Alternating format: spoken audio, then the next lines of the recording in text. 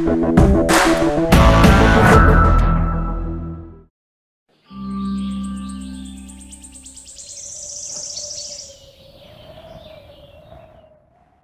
morning, everybody. Good afternoon, depending on where you are located. Welcome to the side event from REN21, Sustainable Mobility, Renewable Energy at its Heart, which we are organizing in the course of the Transport and Climate Week organized by GIZ.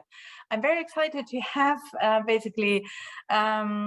look forward to have a discussion here with you about the role of renewable energy in transport and in decarbonizing transport, but also more. I'm super excited to have basically the different silos coming together from energy and transport to push for a more integrated approach. So to kick this off, actually, I'll just quickly explain you what REN21's approach is with regard to this, because we have been working very much on this topic. Let me see whether you can see my slide. I'm just asking my colleagues whether they can confirm that you can see my slides. Okay, excellent. So maybe for the ones of you who don't know REN21, I'll just start with this. REN21 is a global community, if the only global community actually, of renewable energy actors from science and academia, NGO, governments, and industry. And all those players really working together to make the shift to renewable energy happen now. Shift to renewable energy means reducing energy consumption, obviously, but then making sure that the energy we are consuming is renewables-based. The way we are doing this is by building basically on the more than 3,000 people community to generate decentralized intelligence, crowdsourced information, and not only basically make this data and information available in different publications, but also inform and influence decision makers in a targeted way.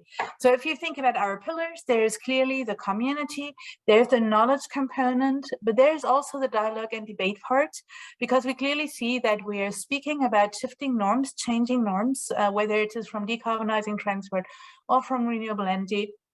And then targeted communication. And so I think this event is really typical for what we are doing. We're trying to also ask the tough questions so that, oh, I have the information that apparently my screen was not visible. So you still see a nice one now. So to make basically things evolve. Just on the renewables reporting, here are some examples that are very important in the context of renewable energy and transportation. We are publishing an annual report on the status of renewable energy worldwide, which has a dedicated part on renewable energy and transportation. We're tracking what cities and city governments are doing on renewable energy, and obviously basically their engagement when it comes to sustainable transport is fundamental. But then we also produce some thematic reports. And what is interesting, and I'll come back to this later, we do not only look into the hard facts, but also address basically the perceptional challenges we can have. Now, let me quickly come to this question: why talk about renewable energy and transportation? And here are some facts. So we are all aware of the fact that renewable energy is a success story. In particular in the power sector, where when we're looking into renewable power generation, over 80% of the electricity or new generation capacities is building on renewable energy, which is clearly an indicator that it's a least cost option, that technology is viable, economically it's viable, and also accepted. Unfortunately, the success story is not the overall story. The overall story is that energy is not electricity, so that's one part. And that when we are looking into the total final energy consumption, there is an increasing energy demand, and there is an increasing use of fossil fuel. So when we're comparing 2019 to 2009, the share of fossil fuel has basically not evolved. and the share of renewable energy has moved from 8.7% to 11.2%. This means the world is burning more fossil fuel than ever. And what is very clear is we're today at a critical moment where it's not enough to support renewable energy. It's not enough to support efficiency. We need to clearly phase out fossil fuel. And this is obviously in transportation, a massive structural change. Now, I mentioned transportation here. Why specifically mentioning transportation? The transport sector is actually the sector with the lowest renewable energy share. So I spoke about the success story in electricity. When you're looking into transport, it represents more than 30% of the energy demand worldwide, and the share of renewable energy is of 3.4%. A shocking number, even more shocking when you're looking into the fact that basically, and I'm jumping here, this number has barely moved during the last 10 years. So this is a comparison from 2008 to 2018, 2.1 to 3.4%. So it clearly shows that there is a need for a much more structural and strategic approach here. Now, why is it important to look into renewable energy in transportation? Because the transport sector has clearly the highest demand growth lies in the transport sector. So it is fundamental to not only avoid basically energy consumption, but move quickly here. And because the sector depends highly on fossil fuel. And just one thing to mention here, still today, 115 countries are subsidizing fossil fuel, which already shows that there is a real challenge in terms of policy attention. You had seen this slide. Now, let me bring this to a discussion about a concept which is very common in the transport sector, and all of you know this, obviously. It's like the avoid, shift, and improve part. And we clearly see that in the improve part, there is basically the fuel economy, the renewables fuels, and also renewable-based electric vehicles as a solution when we're looking here. What is important, however, and I'm very much looking forward to a panel discussion and the lightning talks we'll have later, is not to always see it in a sequential way, because if you see it in a sequential way, basically the choice of the fuel comes at the end. Whereas a strong integration basically also creates opportunities. It's not always easy, but there are opportunities here, and we'll explore them later. Why actually, and I'm come back to this one here, why is it important? There are other reasons why it is important to actually look into the renewables fuels part. The avoid, shift, improve comes, there are lots of drivers, and those are not only climate drivers.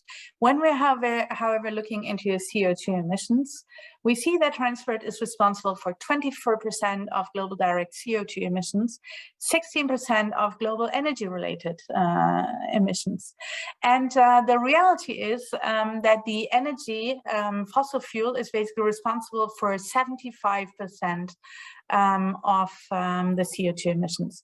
So it is very clear actually that together we win, together we lose. If we don't crack basically the shift to renewable energy in transportation, we will not get there on the energy transition and decarbonizing energy, and vice versa. If we don't crack the use of fossil fuel basically on the transport side and continue to depend on fossil fuel, we will not be able to decarbonize the transport sector. A question probably, and I'm looking forward to discuss it with the panelists, is how do we prioritize it? How do we also break some of our thinking patterns? Another topic I would just, and I'm going to end here, however, highlight is climate is not the only reason why it is interesting to look into renewable energy. For transportation. And we clearly see that energy is an enabler. It creates economic opportunities. Obviously, climate change mitigation is a role here. Clean air and healthy environment. The reality is that basically air pollution is linked very much to burning fossil fuel too. And as a result, it is fundamental to move to renewable energy here. And then I guess, especially in the current geopolitical context, the question of reducing expenses and managing costs is a real strong argument, but also the questions of energy democracy, sovereignty, and security, because the reality is you cannot have a transport security without having energy security. So, hard facts and blind spots. Without getting into detail here, the policies, why are we not basically on track on renewable energy and transportation? We can see it here. The blue line is the support for renewable power. The green line is basically regulator policies to incentivize transport, renewable energy and transportation. These are mainly biofuels, so blending mandates. Here we see on the transport side, these are the targets. On the right side, targets achieved. On the left side, targets not achieved. So very few countries with achieved targets on renewable and transportation. And then we also see when you have like this patterned part, that those who have reached it, only few of them are renewing their targets. So there is really a need for an increased ambition. And when it comes to integration, we see that only several countries have targets for EVs, for instance, and renewable energy. So that is something we will hear later also. E-mobility is obviously an opportunity to really build on the massive advantages of renewable electricity. But the reality is that only few countries are really pushing basically and creating the policy and regulatory frameworks to really push for an integrated approach here, and ensure that electric vehicles are really also being fueled by renewable electricity. I mentioned that, so in addition to the hard facts, we are also looking into perceptual barriers. The reality is there are thoughts we often hear from transport players, oh yeah, but the renewable part is going well, so we don't need anything anymore. The reality is we need a lot of increased demand from the energy demand side. The avoid, shift, improve approach does indeed also lead to the fact that there is a focus on the avoid and shift often in the transport discussion more than the improvement part of the fuels. In general, there are perceptual barriers that exist in addition to policy barriers, economic barriers, and citizens' acceptance, for instance. And this report, which will basically launch, or report or process, which will launch in autumn, is really looking into what we think about the future of renewable energy and transportation in decarbonizing the transport sector, to also identify what type of awareness raising, dialogues, debates, etc., to have to basically accelerate the change. I'm ending here, and thank you very much for your attention. And now move into the other hat, or with the other hat, to the some lightning talks of our speakers here. So I'm really excited to have, so I'll just go through all speakers which we will have participating. First, we have Kathleen Dematera-Contrera, who is the Sustainable Transport Lead from Clean Energy Asia, an international NGO with a mission for better air quality and healthier cities throughout Asia. Afterwards, we'll have Malithi Fernando, policy analyst, modeler of the OECD International Transport Forum, who is going to join us and really bring a strong transport perspective into the discussion. Followed by Claire Miller, who's the Director of Technology and Innovation at Octopus Electric Vehicles. So clearly an energy player who is already doing integrated approaches to renewable energy and transportation, or transport and renewable energy. And Aloe Jain, who is a CEO and Managing Director of Transconsult Ltd, a consulting firm based in Hong Kong and Delhi. And Aloe is also part of the NDC Transport Initiative for Asia, as Malithi and Kathleen are actually both of them too. So I'm very much looking forward to your lightning talks, and we'll kick this off with Kathleen. Okay, hi everyone, and pleased to meet everyone here. So my name is Kathleen Dematera-Contrera, and I work in Cleaner Asia, looking after the transport program from the headquarters in the Philippines. So as Rain has mentioned, we are an international NGO, and our vision is simply that, Asia without air pollution. In your last image, in one of the last few images earlier, we try and touch on a lot of the elements there, including clean air and healthy environment, no, and as well as energy security. Because just to set the context, transport emissions in Asia remain to be one of the most dominant sources of urban air pollution. So as we continue to see more and more people moving to the cities, city governments then have a big role to play in testing new ideas and innovating so that they can meet the mobility needs of its people. And they do that, and as they consider the health, environmental, and socioeconomic impacts of the projects that they pursue. So we're testing and doing, what we're doing in testing right now is that we're mainstreaming transport solutions, not only at the national level, but also at the city or subnational levels, no? And particularly testing electric mobility and its use in the cities, looking at infrastructure, planning, regulations, and institutional mechanisms by which they are able to sustain that. So we do that with our 3 general objectives. So first, we inform the stakeholders for action, informing them of the challenges and the solutions. Secondly, we then identify the skills gap, then we build the capacity. And then third, we institutionalize our efforts and pursue policy reforms and guidance. So for this particular topic, very interesting topic, very timely topic, we have a specific focus on, perhaps I can say in 5 areas on this renewable energy and sustainable mobility.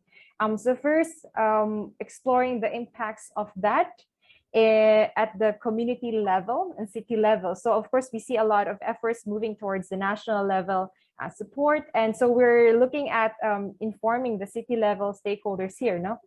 Second is looking at smaller modes of transport like electric 2- and 3-wheelers, e-quadricycles.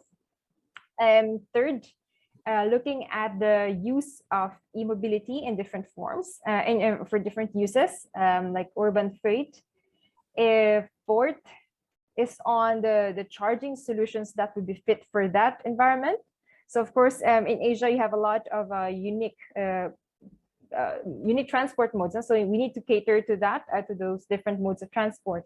And fifth, moving on to the renewables, we are testing a solar charging at the city level. So very exciting work. I can talk a little bit more about that later, but just very briefly, we are able to touch on our work,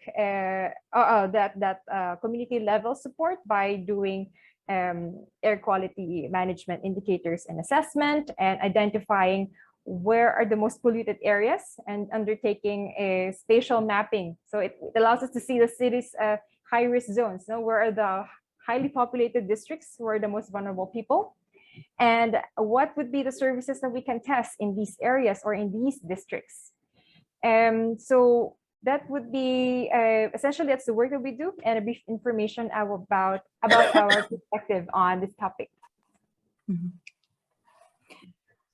Thank you very much, Kathleen. That's really interesting. I'd like just, before moving to the next lightning talk, maybe a follow-up question, because you mentioned you're working a lot at the city level, at the community level. What we seem to, so what are your arguments here? Because the pollution, the local air pollution is local. So moving to an electric vehicle already reduces the local air pollution. The reality is, however, that so when we produce, I guess, like the electricity with fossil fuels or with renewable energy, the impact on the more global air pollution or at another location is different. So what are your arguments? So, or to what extent do you still look into the role of renewable energy here? And what are your arguments when you discuss, basically, for instance, with city governments? What we do that is that we don't do that separately. So what we're doing is we're approaching that in parallel. So a lot of the work, because we already have a lot of interventions that we're pursuing at the city level, and we already have at the national level. So what we're trying to do is try to do that in parallel and frame the message to be able to test these technologies at the local level. So, at the national level, there are a lot of pilot activities that had already been pursued. And the challenge that we have learned over the years is that how it was taken and how it was received by the cities or the communities. So we try to come in and see what was the gap, why the vertical integration of this e-mobility has been a challenge for several years now.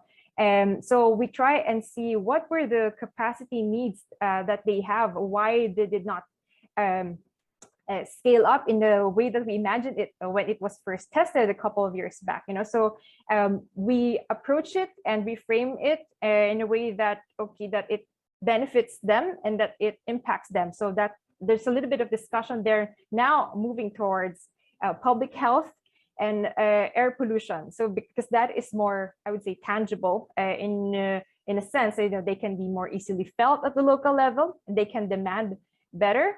Demand their policymakers much easier, and the city governments have a direct understanding of their constituents' needs. So that is the space that we're trying to be in and try to address also that gap there. Mm-hmm. Thank you so much, Kathleen, and I'm looking forward to continue the discussion afterwards in the panel discussion. Let's move now to Malithi Fernando from the International Transport Forum. Malithi, what are your thoughts from ITF perspectives on this topic? What are you doing? Thanks, Rana. Hi, everyone. My name is Malithi Fernando, and as Rana mentioned, I'm an analyst at the International Transport Forum at the OECD, or ITF for short. My background's in engineering and transport planning, and I work primarily on our projects working on decarbonization of the transport sector with a focus on the intersection between the social and environmental impacts of transport. So it's kind of the lens with which I'll approach my comments today. For those of you who might not be familiar, the ITF is an intergovernmental organization. We have 63 member countries, and we work as a transport policy think tank. And we are the only global organization covering all modes of transport. So our approach is kind of to take transport policy as it's in this whole system approach, understanding the challenges and the trade-offs, where we are and where we want to go as well.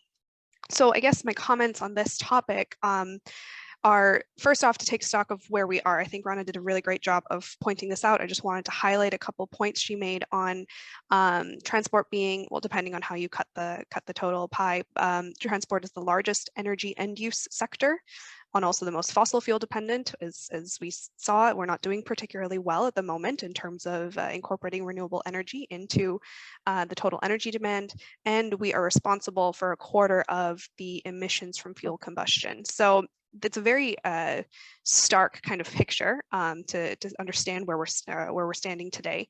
And part of the work that we do at the ITF is to model transport demand and resulting greenhouse gas emissions into the future under different policy scenarios. So if we continue as is, what we're seeing is that transport demand is going to more than double in the next 30 years. And this is because populations are growing, economies are growing. Where the economies are growing most rapidly, populations are growing the fastest. So we have this reinforcing effect. And as a result, if our travel demand's growing, our energy demand is going to grow if we continue to meet it the same way we have.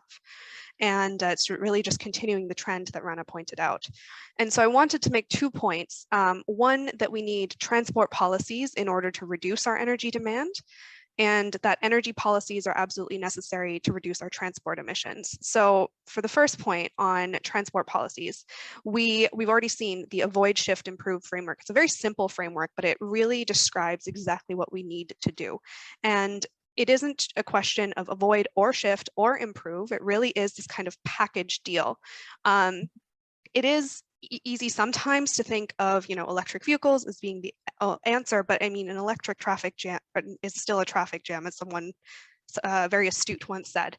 And so in order to improve kind of the social, the access to jobs, access to education, whether it's improving road safety, whether it's making sure that all groups of society are being served by our transport systems while reducing our energy demand, some of that avoiding of unnecessary travel, shifting to lower emission modes is extremely important. And then that leaves us with a lower energy demand, which we can ideally meet with renewable energy.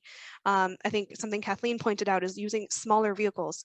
Even that shift is responsible for an improvement in transport emissions and energy demand. And then lastly, on energy policies and the importance of energy policy in reducing transport emissions. We traditionally, as transport planners, we tended to look at the tank to wheel component of a vehicle. So this is the operational phase and the emissions that are responsible as a result of using a vehicle. And as we're moving towards, for example, electrification or alternative fuels, this tank to wheel component is reducing.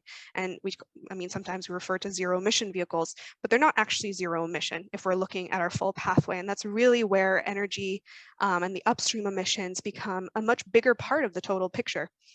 As the tank to wheel component drops, the well to tank component, or how electricity is generated, how fuels are produced, becomes extremely important. And so I'm very happy to be here today with all of you and in this REN21 side event, talking about this intersection. I'll perhaps stop there and pass it back to Rana. Thank you very much, Malithi. That's really interesting, and thanks for pointing out that avoid shift improves is the overall package we need to look into, because I think this is from the energy side often where we feel like, obviously, when you hear numbers like transport is going to double, basically, or energy demand transport is going to double, the tendency is clearly to look into, okay, how can we avoid and shift to public transportation, walking, cycling, etc. But from the energy side, basically, this integrated part is really important. So this change of methodology you pointed out, I guess, like, or where the transfer players put the barriers between tank to wheel and well to wheel. From the ITF side, and as an analyst, how do you push for changing the mindset, the models with regard to this, and making this approach probably a norm, because it requires it's changing a norm in terms of analytical tools, right?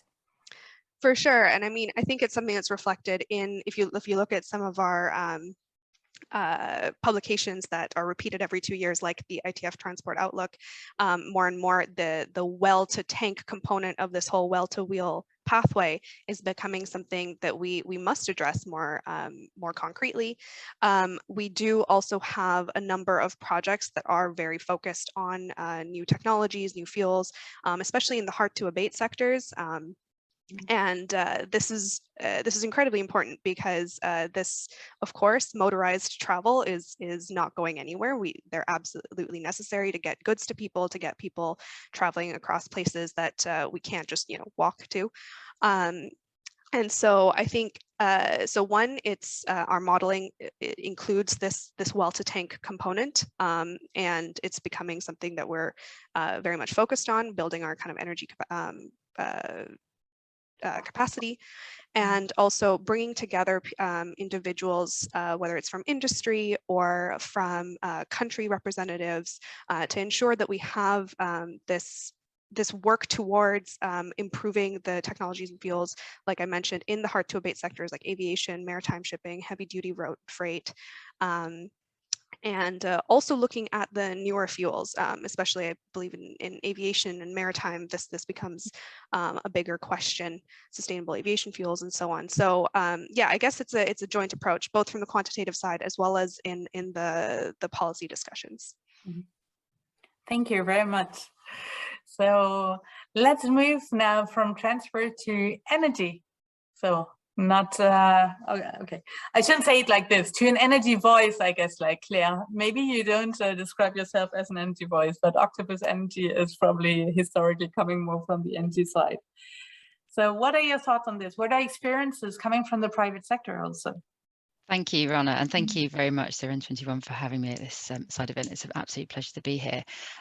Yeah, so my role is Director of Tech and Innovation at Octopus Electric Vehicles, but I work extensively across the group, the Octopus Energy Group, and really feel quite privileged to sit at that heart of the overlap of the mobility and the energy. And actually what across the group, we're headquartered in the UK, but we have locations now globally, so multiple markets, and we focus on renewable energy and actually pushing as hard as we can to build as much renewable energy as we can. And I think there's lots of facets to that and lots of reasons, but in terms of the focus on transport, we can see the demand is growing year on year, and your slides really kind of pointed that out, that the demand for the transport is growing. We need the energy renewable transition to happen to support that. So I think what we're seeing is, the interest in electricity as a fuel for transport is growing, and that will be across charging your vehicle, be that a car, a passenger car, or micromobility at home and in public and at workplaces. We also need to think about electricity as a fuel for manufacturing. So picking up on the points I think previously made, you're thinking about how do we make these vehicles in the lowest carbon way possible. And that means we need to be decarbonising the grids that we're using to manufacture everything from the battery materials and components through refining to building batteries to building the components of the vehicles themselves, and even going as far as thinking about the vehicles which transport the parts and components which go to final manufacturing sites. So I think we talk about putting boundary conditions around these whole processes of building these renewable energy powered vehicles. We need to think about very broadly what it means around embodying carbon and the energy that's used to build them.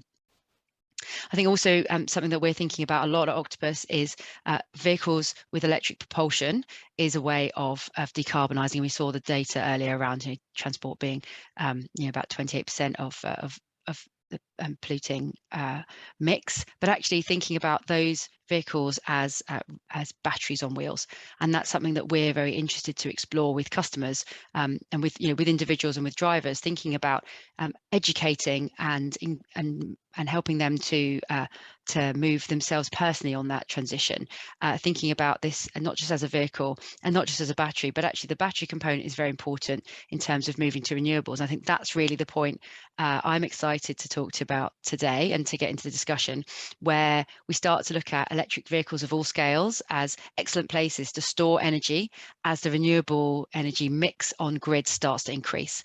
And the reason that we need that is we really need that storage because we can't make the wind blow, we can't make the sun shine. So we need to be able to store the energy at times when it's being made in order to then use it at times when it's not as available. And there's a part to play here for grid scale batteries, but there's a big opportunity here for batteries at a vehicle scale, and not just the larger vehicles. I think buses and HGVs have their place, but actually all the way down to those domestic level passenger vehicles and micromobility as well. So thinking about the renewable energy needing grid storage and EVs as a way of helping to balance grids is really, really important, and where these two sectors start to come together. And something I've led on for the last 3.5 years is vehicle to grid. So it's taking that concept and actually moving on even one stage further, where we can use electric vehicles now to store energy in a domestic setting and to also give energy back to the grid at a time when there's a high load on the grid. And again, this is thinking about balancing the grid at a local level and helping to balance the grid at a national level. We're doing that in the UK, and we're looking forward to doing that in other locations now around the world as the technology starts to really move on apace in vehicle to grid. Yeah, well, I'll stop there, Anna, and maybe we'll pick up a few questions. But yeah, there's a really exciting time ahead in terms of that overlap between transport and energy. Thank you very much, Claire. Maybe let me follow up specifically on the vehicle to grid part. What are, I guess, from your experience in UK, some key success factors required, and also some specific challenges I get?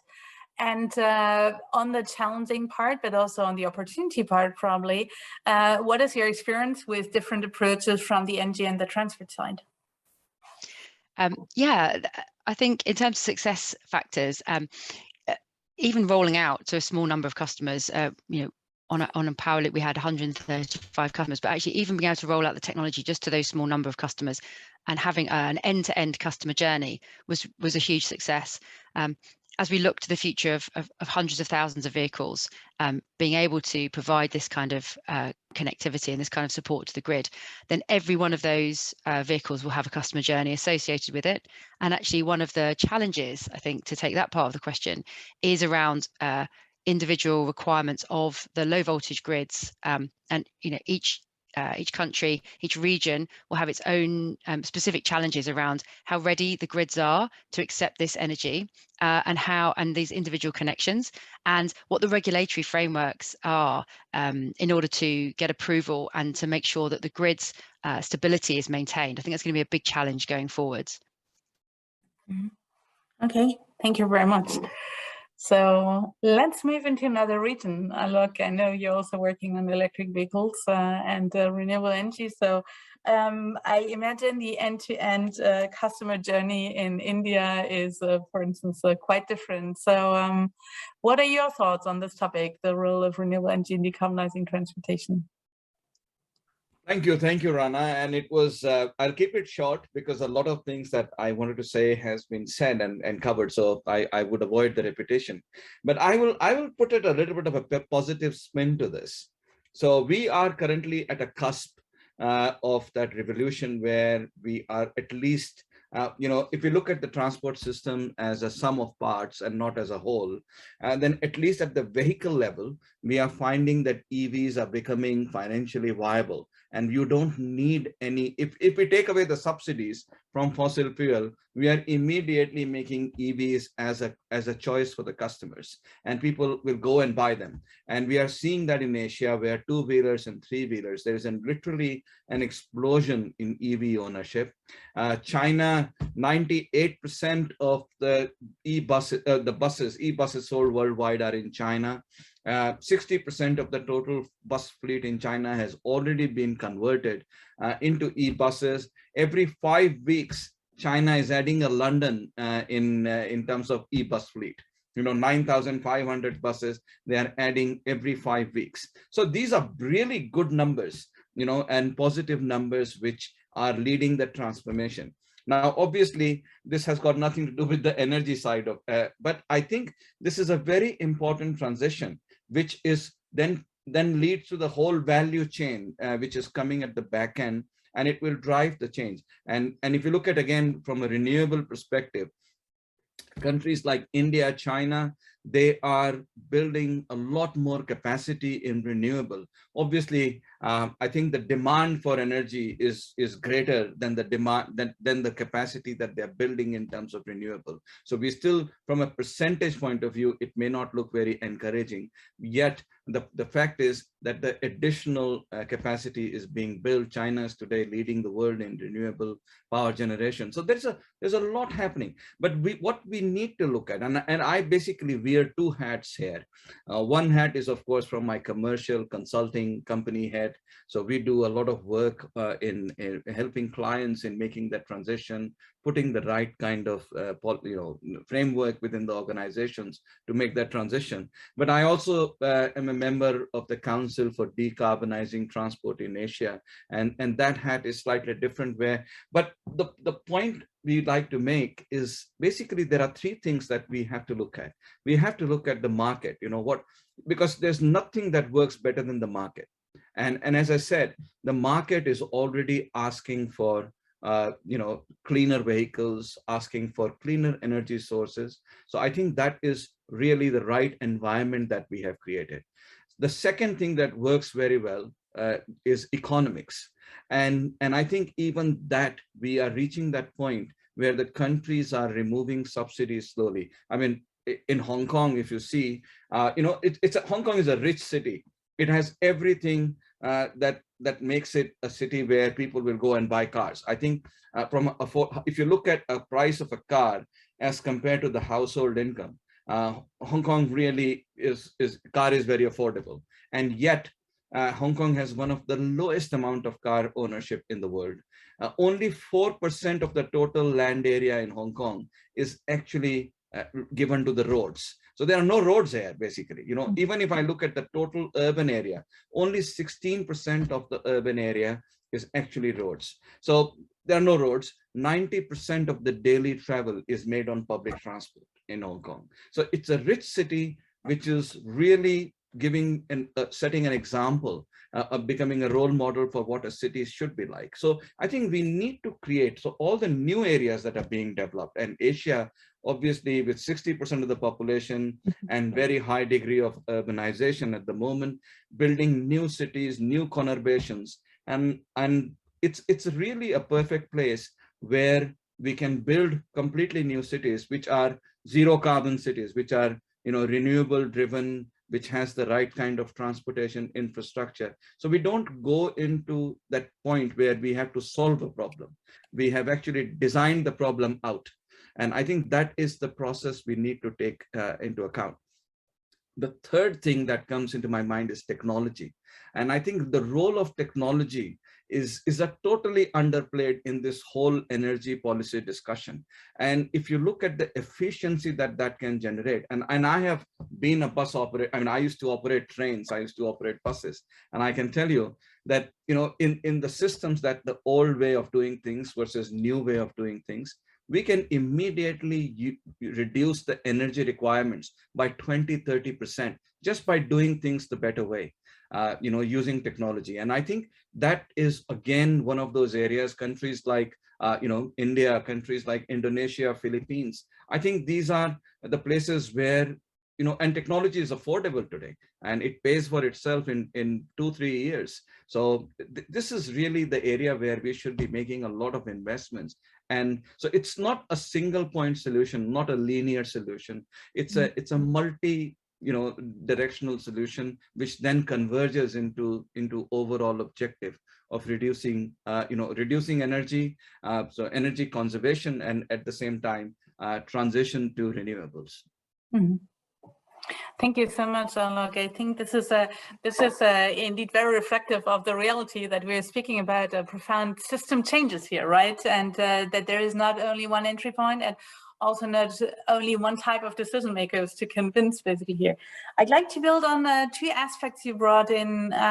We'll come to the others later in the discussion, but the part on how do we plan cities, urban planning, infrastructure planning, what are key levers and barriers you identify basically here in the collaboration with the cities? How to convince them to move to other transport solutions, but also to renewable energy in this context? And the other part, when you spoke about the technological innovation basically here, is so what are for you the three key innovations to basically multiply all over the world? Because they are mainly, maybe not mainstream yet, but could be a key lever to reduce the energy demand. Okay, the first part is, let me address the second one first. The second one is the easy one. I think technology is all there. Simple things like, you know, we are, if you look at Asia, which is rife with informal transport, 60% of Asia moves on informal transport on a daily basis. Most of these vehicles should have been scrapped 20 years ago, but they are still running. Okay, so that's a simple thing. If you just upgrade those engines, we are immediately talking about a huge tailpipe improvement, both in terms of energy that is going into these machines, the tank to wheel, you know, aspect, and the second thing is what comes out of the tailpipe, you know, the quality of emissions that is coming out. So we kind of solve this whole ecosystem problem. The other area is fleet management, dead mileage. You know, I can go on, and a lot of those things are right there. It is just a matter of installing, and we are actually helping a number of small operators where we install a simple thing as an OBD device, which costs less than $100, and immediately you can track your vehicle, you can see how it is speeding, how it is accelerating, decelerating, and just managing those can give you a much better vehicle performance and energy performance. So, and we have actual data from the industry that we have saved 15%, 20% fuel just on the same number of mileage that is driven on these vehicles. So I think there's a huge room that technology plays there.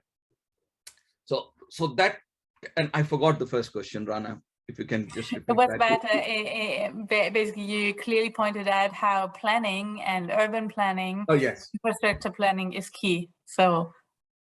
So obviously on the planning side, cities like Hong Kong, Singapore actually set that example very easy, you know, has traditional in last many years, is that high density development, make your linear cities, you know, I literally in Hong Kong, I live in Hong Kong, I can go down, I can live my entire life on simple little train journeys. I don't ever have to get out of a train network to do anything else, right? Mm-hmm. So, and it would be stupid for me to actually use a car here. You know, in Hong Kong, if you arrive late for a meeting and you say, oh, sorry, I was stuck in congestion, everybody in the room says you should have taken a train.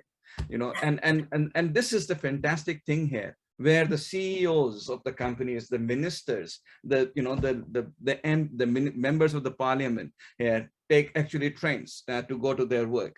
And I think that is the kind of environment we need to create, where using car is actually an act of I shouldn't say stupidity, but for want of a better word, it should not be considered the norm de guerre. It should not be something that people should be doing on a daily basis. It's something that you do out of a compulsion. If you're carrying something heavy or something, big box of document, then yes, you use a car. But otherwise, I always say, when I went to the school in 30 years ago, we always in the transport planning used to say there are captive riders and choice riders. Captive riders are those who use public transport. Choice riders are those who are car owners. And I feel it's a completely wrong definition.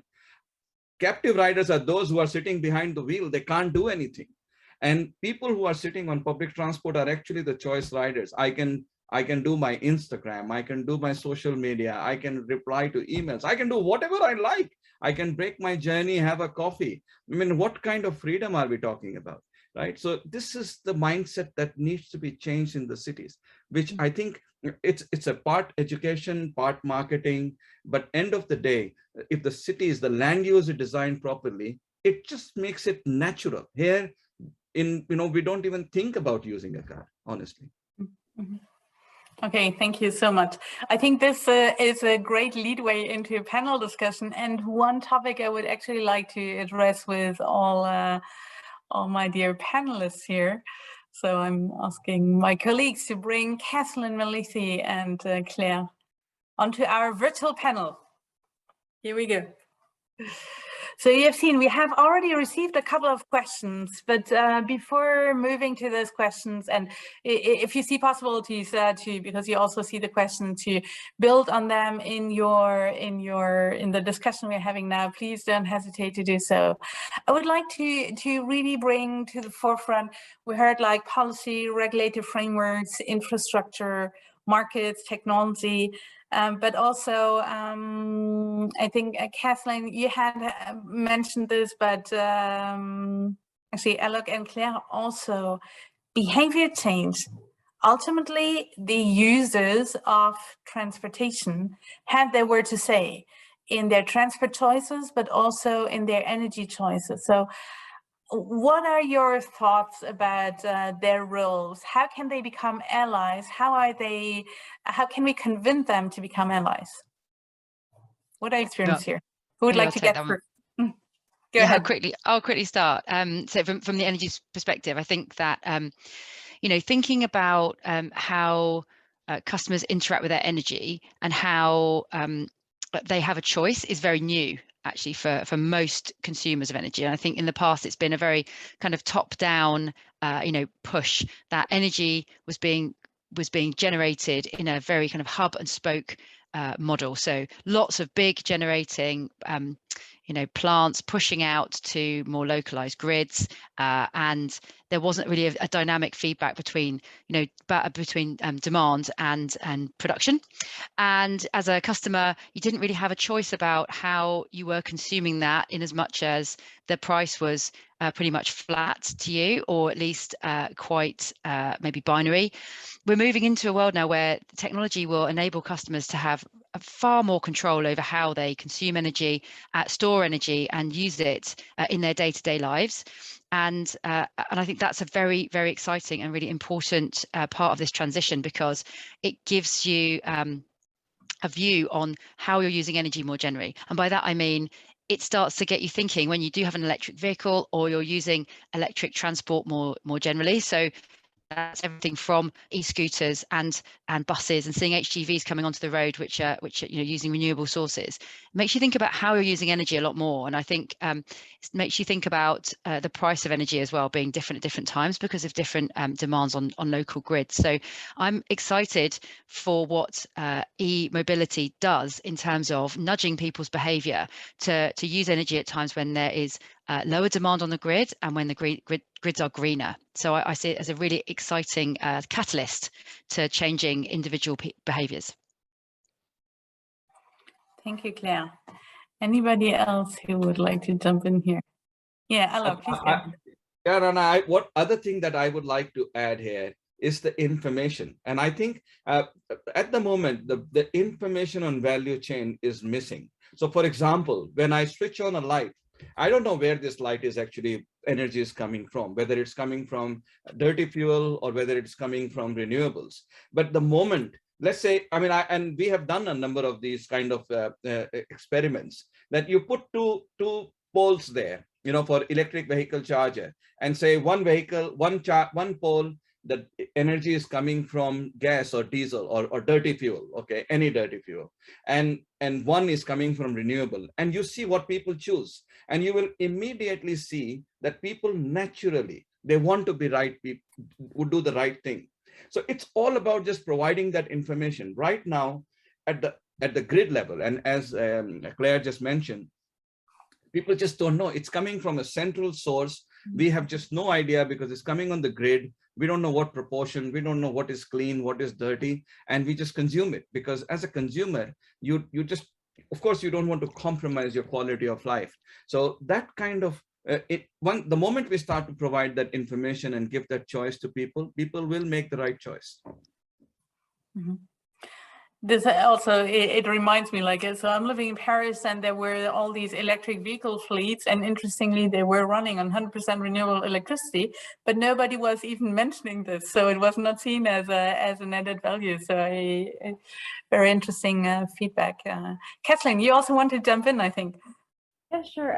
I think when we talk about like this challenge of, you know, making them an ally, and here we're talking a bit. We're talking about a livability of cities again. You know, Malithi said this in her lightning talk earlier, traffic jam. If you go all EVs, it's still going to be traffic jam. That's still not a livable city. That's still not a pleasant place to be in. And so Aloe earlier gave us an example of a picture of like the situation in Hong Kong. So maybe I'll give a picture of how it is here in the Philippines. And so first you have the fuel prices that are rising. Second, you have a big congestion problem. Third, you have public transport modes in large urban areas that are too overcrowded or not fitting of the population that they are serving for people living far away from the business districts.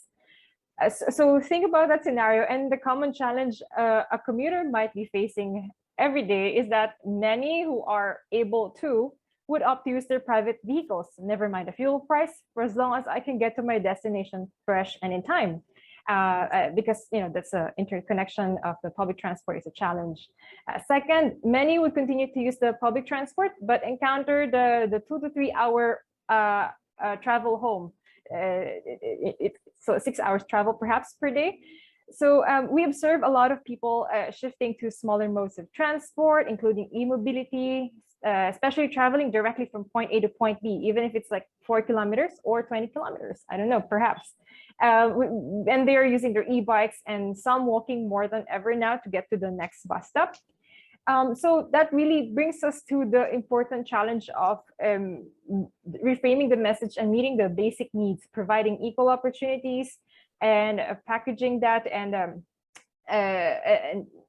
looking at the possibilities of renewables, e-mobility, RE technology, to really bring the sustainable mobility higher in the government agenda. So either national or city level, like supporting the cities and supporting the policymakers in meeting the mobility needs of its people. No? Mm-hmm. Maybe let me build on this, and I'll turn to you, Malithi, because ultimately, so we heard it, the citizens would choose options. We now have a flexibility basically to choose what electricity or what energy we consume, we store, etc. This obviously only functions in certain policy and regulatory frameworks where this is which allow for a decentralized generation, which allow for independent power producers. We also hear, however, that the move to electric vehicles and orienting basically citizens will probably lead to another way of transportation, but might not directly link to the way of choosing basically renewable energy. Plus, there is still fossil fuel subsidies. Malithi, that's maybe a difficult question, but what should governments do to basically approach this and really build on those learnings, I guess, opportunities to drive to a renewable-based, low-carbon, sustainable, low-density, low traffic jams, etc. Transportation? That's a big question. So I think there are a number. You're allowed to just answer some parts of this, and I think something that we were kind of getting onto in the discussions with, especially what Aloe and Kathleen mentioned, as was the idea of, I think, moving towards a legitimate option and alternative to private vehicles, and that doesn't look like public transport alone. It really does look like a multimodal kind of integrated system, because we know that just public transport, just walking, like none of these other options compete with a private car and the convenience of a private car quite the same way. So I think one of the big reasons for that is, one of the big solutions is integration, not only in terms of kind of the digital integration, for example, buying a ticket that gets you from your e-scooter to your train and then to your destination, but it also looks like the physical integration of the space. So this comes into the urban planning question, mobility hubs where you can kind of transfer between modes easily, and a series of policy measures that look at this kind of push and pull, the carrot and the stick, because we know one of those is not going to work by itself, but if we can improve the public transport system so that, I think there was mentions of affordability and congestion and travel times that are 3 hours to get home.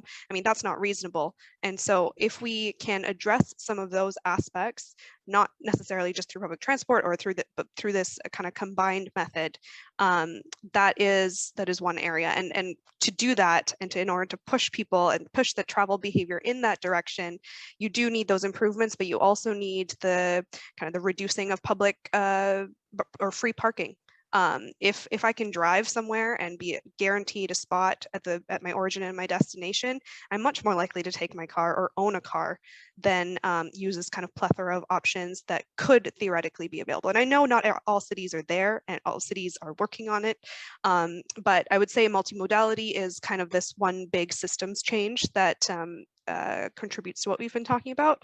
And then in terms of kind of the more renewable energy focused changes, I would say it's the role of the government. Aloe mentioned the market being there for electric vehicles. The market's there. What we need is some policy-driven responses, whether that's investing in charging infrastructure so that people are confident enough to kind of choose electric mobility. It's ensuring that there's public procurement of fleets, whether that's buses. There are some places that are way ahead of us in this regard. I've talked about China. We have cities in Latin America who are really leading away. So some of those I think are really important to look at, charging infrastructure being kind of the bigger ones, I would say, and then ensuring that the grids have capacity to support electric vehicles. And as we're building new infrastructure, and I think this is especially relevant, as Aloe mentioned, in kind of emerging economies, where there's new infrastructure being built, kind of future-proofing it, building the future demand and the future need for electricity and charging points and power stations right into that whole infrastructure. So that was a bit of kind of touched on several different points there, but it was also a big question. So I hope that was okay as an answer. Yeah, thank you. That's great. Anybody other aspects you would like to bring to the big question? I think I just follow up on those points that Malithi made there about, the level of investment that's required and about, getting it right. And I think there's something here about, again, thinking about almost overbuilding from one perspective might be meeting the demand from another or not going far enough from another. And that, I think, takes us back to, vehicles of all sizes as mobility assets versus distributed energy storage assets. And I think that there's going to be an interesting way that plays out in the coming years about, building capacity at a local level is what we're doing really by rolling out all of these different vehicles. Another point I wanted to pick up on was the point that Alec was making about data. And I think, none of these discussions can happen without thinking about data and digitization and thinking about another sector. So Rana, just to throw it in the mix for maybe a future session, she's bringing in telecoms and thinking about how the rollout of 5G and actually even 6G now is on the horizon. Thinking about how do you overlay those, like the technologies that are coming around telecoms and underpinning the way that data is going to move around. And I think about things like flexibility. How fast can these energy storage devices, how fast can these vehicles respond to signals from the grid to store or to export energy? I think about connected vehicles. We're going to need 5G in order to have connected vehicles, which will be powered by electricity, and to have autonomous vehicles. And I think that also then, it starts to hopefully open everyone's mind to a future where, as you say, we don't have private vehicles as such a dominant part of that multimodal mix, but we think about autonomous vehicles, which absolutely will need 5 and 6G in order to have the level of control and autonomy.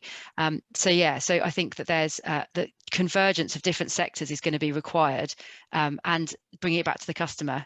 Data, showing customers when the grid is green, visualizing, where the different hubs are, helping to people understand really simply how to pick up different forms of transport.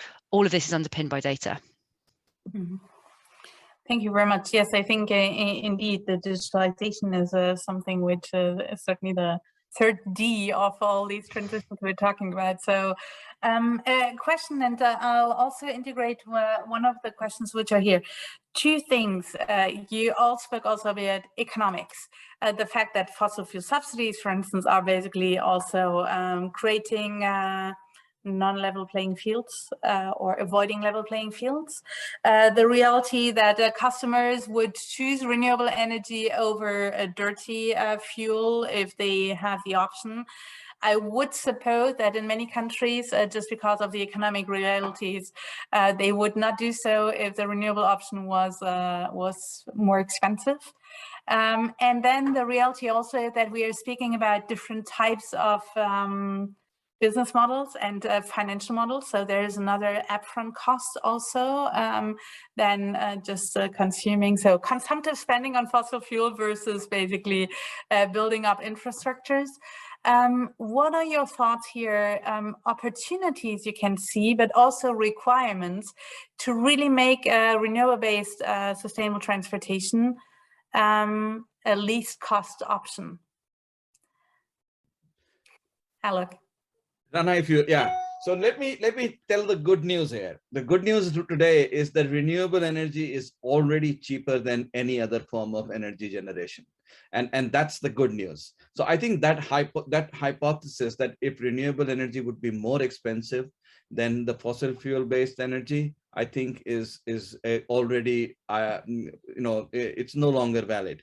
So and with that. And that really is something for us to build upon, because if we can generate renewable energy at the price that we are getting, let's say in markets like India today, it's a huge, I would say, it's a historic milestone in a way that you're getting it cheaper. So there is a natural transition. It's just that they can't build fast enough. So the investment, access to finance is what is needed. We need to have the money of the world move towards providing this infrastructure, which is currently running much behind the demand that is growing into these developing economies. It is not about economics of energy anymore. It is about availability of the finances to these systems. Mm-hmm. Thank you. How do we move finance into the sector? Well, that is a real challenge, because I think our financial systems, they still see the fossil fuel as one of the high yielding industry, and obviously what has happened in Eastern Europe at the moment, the conflict has kind of reaffirmed their this belief that keeping that investment into fossil fuel is going to pay off in the longer run, because there will be a shortage because there will be, and I think those are the issues which are really something that is challenging this whole notion of finance. But obviously, if we can create better frameworks, if the sovereign funds, if the development fund, banks, if they can come together and they can create a framework of not just money, but also a framework of guarantees to these financial institutions to make investment into renewable energy infrastructure and the clean transport infrastructure, then I think we have solved the problem. Any other thoughts from other panelists on this question? I think it's Kathleen, please go ahead. So yeah, I agree with what Alok has shared, and I want to share also one of the recent experience that we had with one of the agencies that we're working with, and it's really challenging to really push the institutions to really invest in in a sense that we still have to talk to them about the numbers and how much what are the different business models there are in case there's still some hesitations within their management to transition, and we're still learning this, so I still don't have the best practice answer to this. But in terms of financing mechanisms, we see how it's also so important to for us to understand the direction that they want to take, the institutions, the policy, the national level, the city. It's important for us to understand the direction, and secondly, the financing mechanisms easily available for them, so that we can already think about or anticipate the scale up and replication opportunities. We always had to be ready. I realized we always had to be ready with the numbers and supporting them in the proposal. And fortunately, this is one of the experience that we have right now with the agencies and that we work with, so they cannot invest in like 50 fleets, 50 vehicles, but because of non-capex, etc. And then they want to explore the different options that they have. So that kind of forces us to be innovative in the way that we're approaching them and how they can transition bit by bit and how they can make use of the funding that they already have. You only have this much and you only want to buy maybe 3 vehicles to test it out. Okay, let's see. And we work from there. So I guess it's really the stakeholder and participatory aspect of that planning is really quite key, and slowly easing them in the technology. Mm-hmm, mm-hmm. Thank you. I think we had a first question coming in. I'll start bringing some of the panelists' questions, the audience questions for the next 15 minutes, basically, to our panelists. One question which was, with the increasing, and I think the numbers you have mentioned, Alok, on the electric vehicles are just impressive. You see, like with the increasing demand on the electric vehicle side, are we able to catch up on the capacities on the renewable electricity side to build up those capacities to cover this demand? So, well, the answer to that is a bit hard one, Rana, because we are running 2 races in parallel, and obviously there will be a synchronous approach to this. The perfect synchronization may not even be possible. But then let's look at the end goal. What is our end goal? As long as we can hit that end goal, I think we have served the purpose. So there will be phases where you will have more EVs and there will be less renewables, and we can probably still make that part of a transition process from fossil fuel to renewables. But as long as at the end line, at the finish line, we have achieved that transition is what matters to me. And I think that is what we should strive for. Mm-hmm. Maybe just a quick follow-up question on this, Ella. Just because globally there are only 3 countries that have basically a target on renewable or target policies on renewable electricity in the electric mobility. So integrated policies and integrated understanding that moving to electric vehicles or e-mobility also means moving to renewable-based e-mobility. Are your thoughts as panelists here that this should be something where maybe the transport and the energy, sustainable energy players should basically work together more closely, that we are sharing the vision to better bridge basically those 2 ways approaches? Or shall we just rely on each other, that everybody does her work on pushing decarbonization in the sectors we're involved in? From my perspective, I think, you know, you can do it one way, the constructive way, working together, being collaborative, or you can do it the other way, which is it will need to happen anyway, and it can take longer and be more difficult.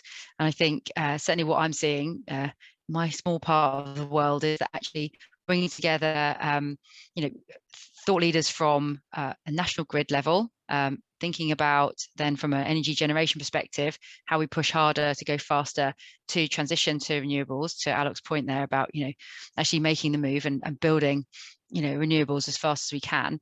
And then working in, you know, in conjunction with government where needed. So, you know, I think what governments can do is to take a view on how much regulation is required around, for example, building more renewable capacity.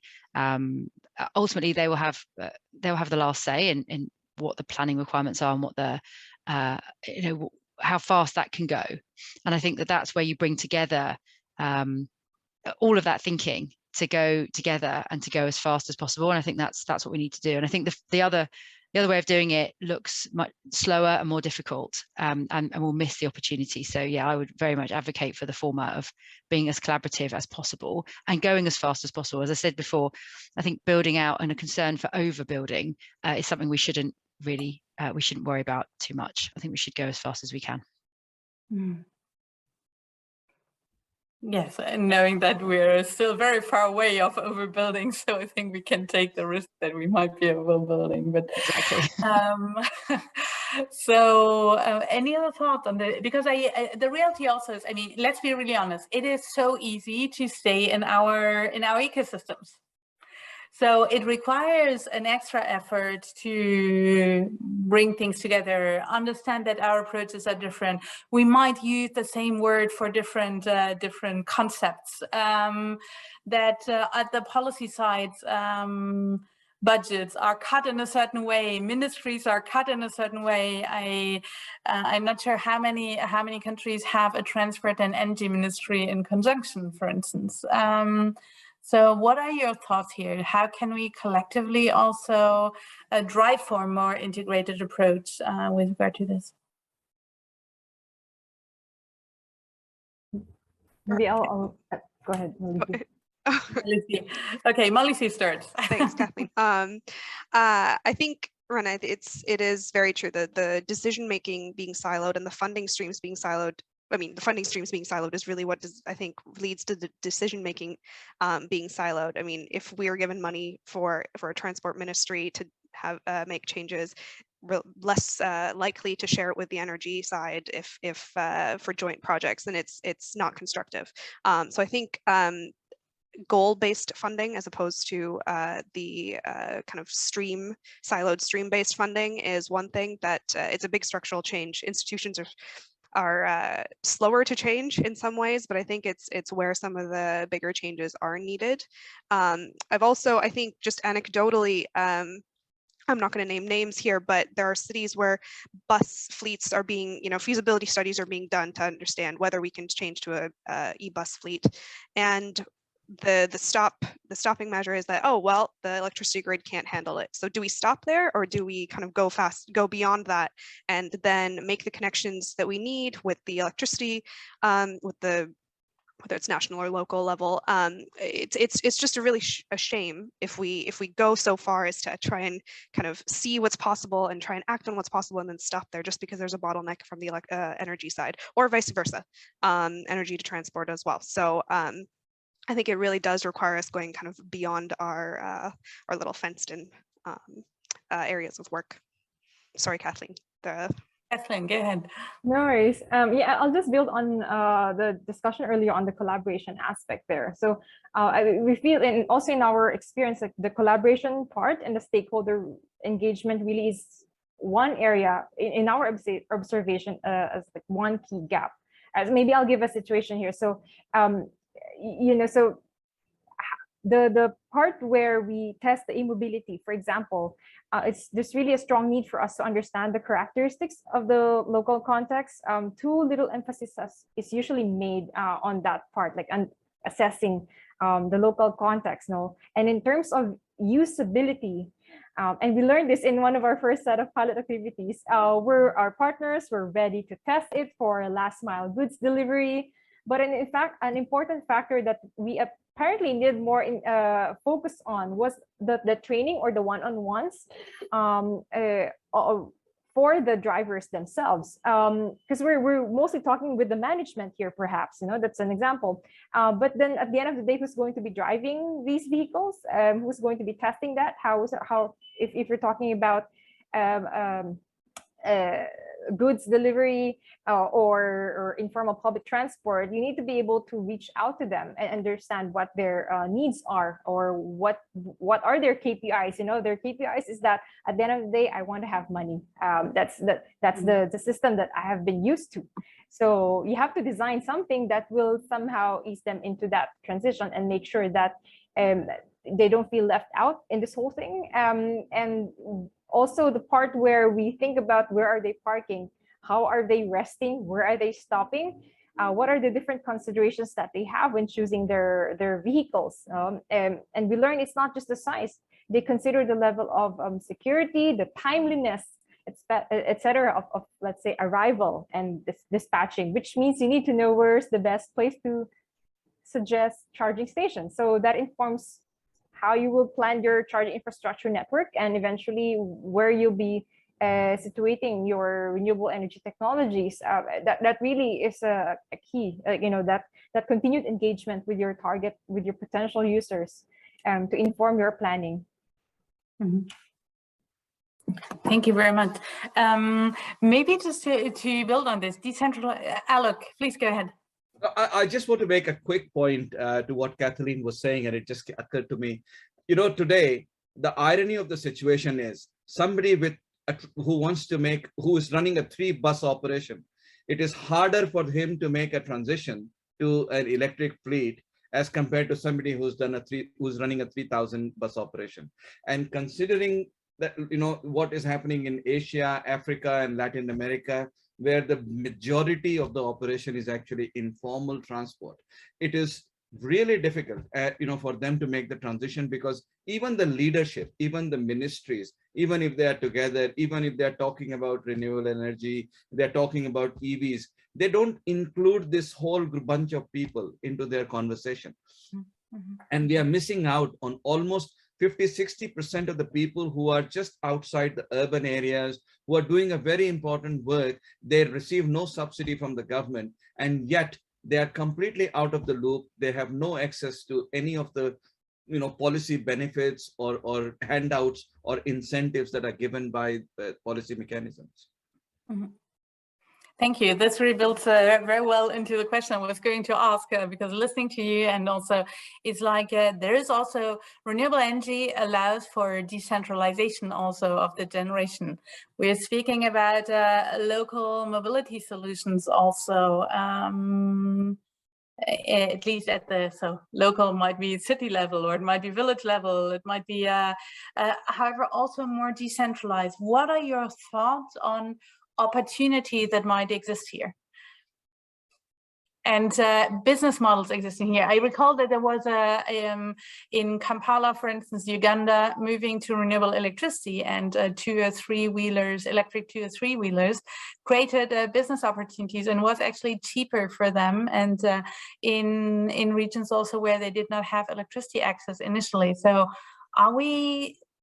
is there an opportunity here to bring basically in a decentralized way the sectors together?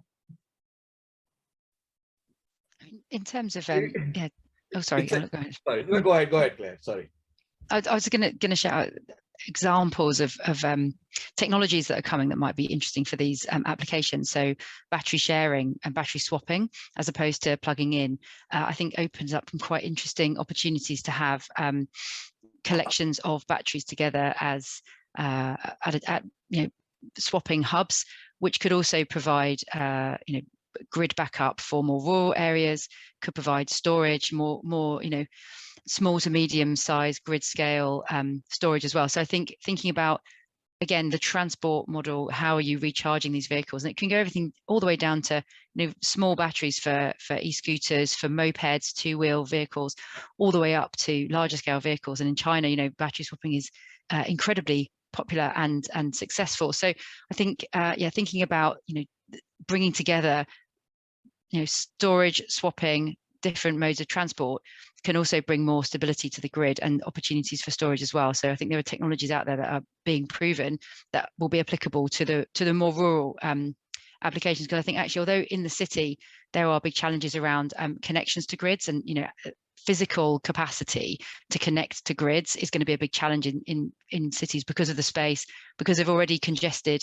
you know, services maybe close to the surface, under the ground, things like that. In more rural areas, actually providing backup power and having enough storage to get out to all these different communities is also going to be super important. Mm-hmm. Thank you. Alok, you were going to say something. So yeah, something related to what Claire mentioned, that yes, you know, we have a huge opportunity to generate power today.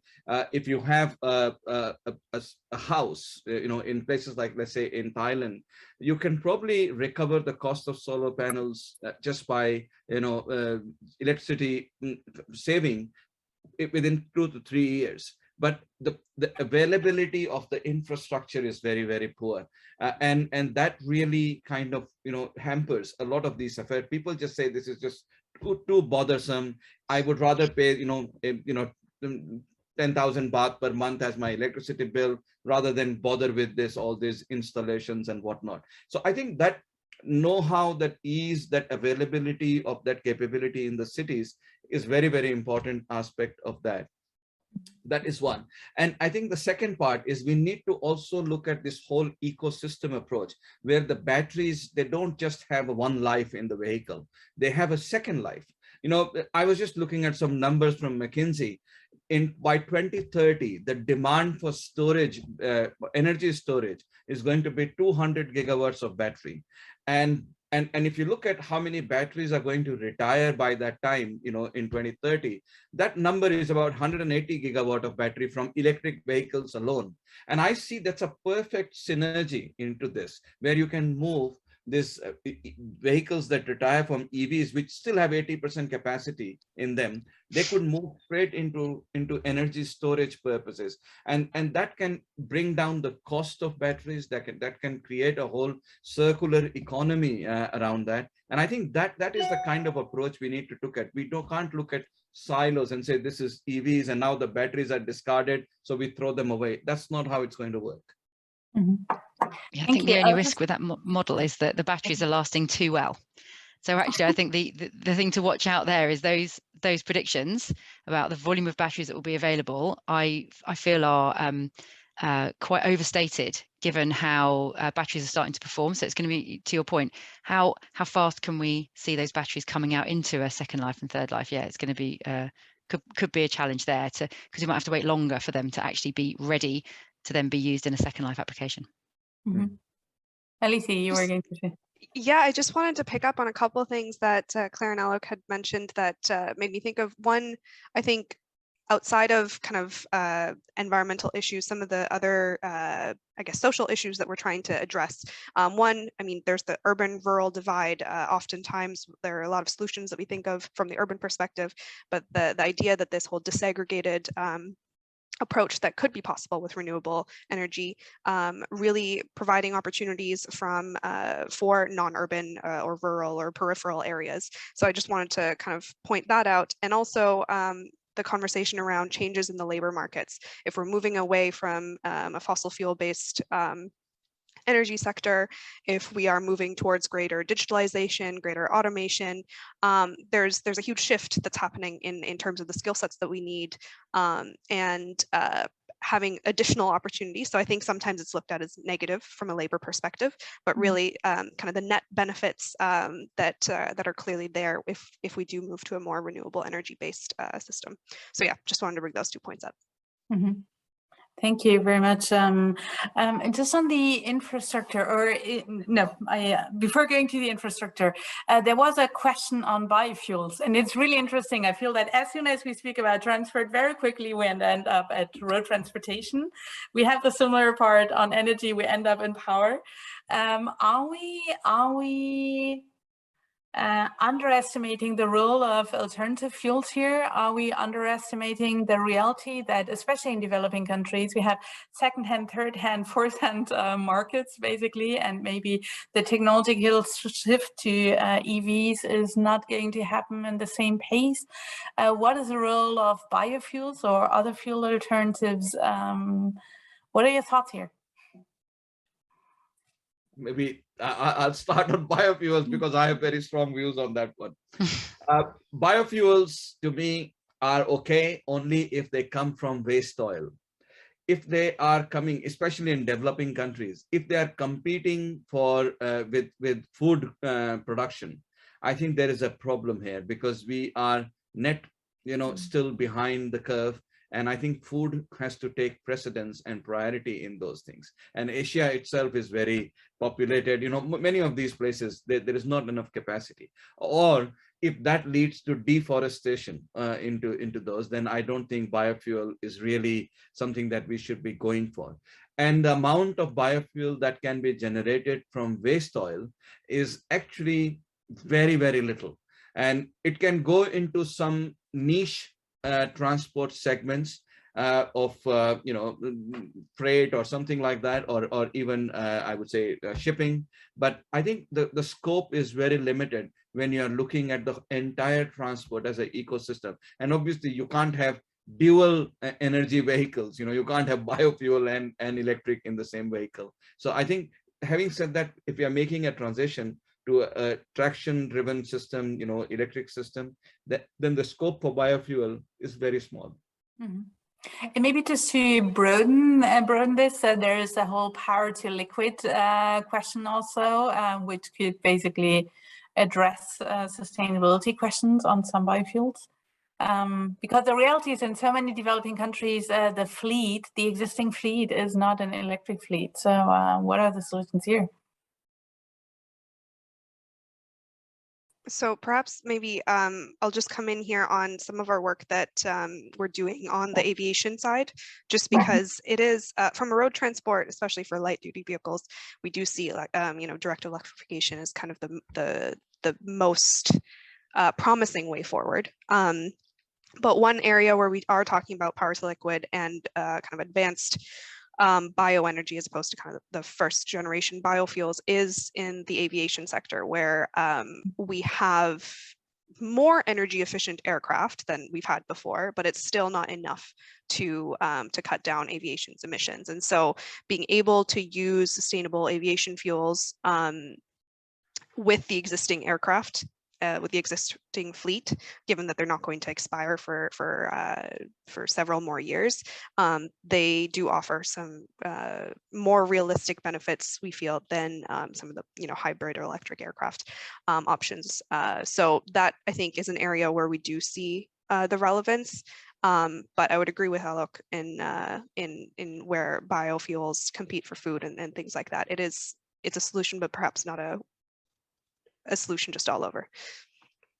Mm-hmm. Okay, so we have 2.5 minutes left. Oh, sorry, Kathleen, go ahead. And this is also just to build on what was mentioned, but also touch on the alternative fuel in general. But what we're also studying right now for the Philippines is that we're composed of different island groups. And so some island groups, we realize that some of them may actually see solar as an alternative, some may see wind. So there's a very specific study that we are pursuing right now at the national level, when it comes to like what should be our roadmap on alternative energy.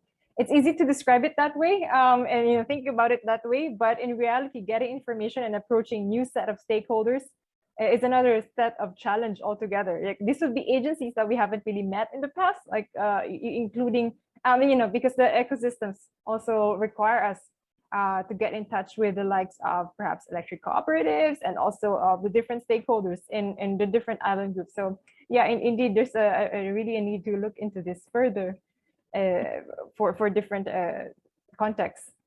Mm-hmm. Yeah, I guess like especially there might be locally, there might be solutions, even waste solutions to some extent. But okay, 1.5 minute left. So I'm going to bring this back to the Global Futures Report approach. When we're today, 2022, we're thinking about the future. The future will be very different. We're already in disruptive times. What are, and you have 30 seconds each, one thing which you feel which will be so different in the future that we need to integrate it more actively in our decisions today? Who wants to start? I don't know if the question is right. I feel like let's plan the future from the future and not from the present. That's basically the task. Okay, I'll go first. Okay. I feel technology is really something that is going to be transformational, and we probably do not even know the extent to which that will change. Now, I mean, our vision on that one is very limited, but the way things are moving and the new solutions are coming, it's going to be totally transformational. I mean, I often, this is something I'd work with my students, and I say, future of the bus may be just on 2 wheels. Who knows? I mean, we don't know. I mean, the entire bus can be redesigned, to run on 2 wheels. So this is what we are looking at, and we are seeing a lot of disruption in that area. Mm-hmm. Thank you, Aloe. Kathleen. I'll go next. Mine would be on the stakeholder engagement and participatory planning process. Like, and I mentioned this earlier. Like, too little emphasis is placed on social cultural factors, political and organizational factors. But it's really important to do that scoping and that assessment and undertaking ocular inspections, know the data that they're collecting, and meeting the stakeholders as you plan for this transition. And I'm planning for renewable energy technologies specifically to support the sustainable mobility agenda, because they may have other considerations that we have not thought about. Mm-hmm. Thank you. Malithi, Claire.